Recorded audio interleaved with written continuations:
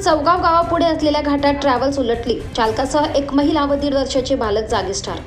खासगी ट्रॅव्हल्स चालक ट्रॅव्हल्स भरधाव वेगाने घेऊन जात असताना परिवहन अधिकाऱ्यांचे अक्षम्य दुर्लक्ष. बसमध्ये 30 ते 40 प्रवासी होते. दरम्यान 16 प्रवासी गंभीर जखमी आहेत. अपघातग्रस्त ट्रॅव्हल्स सरळ करण्यासाठी आलेली हायड्रा क्रेन ही पलटी झाली.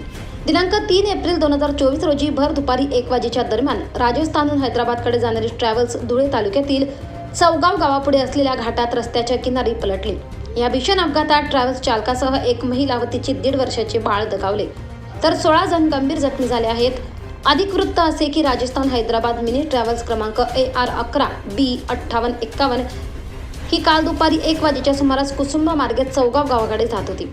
दरम्यान घाटावर ट्रॅव्हल्स चालकाचे नियंत्रण सुटल्याने ट्रॅव्हल्स पलटली. रस्त्याच्या कडेला या अपघातात ट्रॅव्हल्सचा चालक हा गंभीर जखमी होऊन दगावला असून सहचालकाची प्रकृती गंभीर आहे.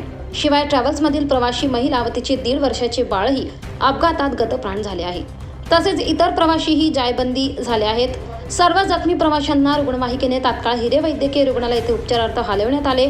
या कामी जयेश पाटील, चालक राकेश साळुंके, सहचालक राजेंद्र पवार, डॉक्टर फैजान शाह, डॉक्टर रेहान शाह यांनी शर्थीचे प्रयत्न केले. दरम्यान मृतांची ओळख दुपारी उशिरापर्यंत पटलेली नव्हती. या अपघातात 35 ते 40 प्रवासी जखमी झाले आहेत.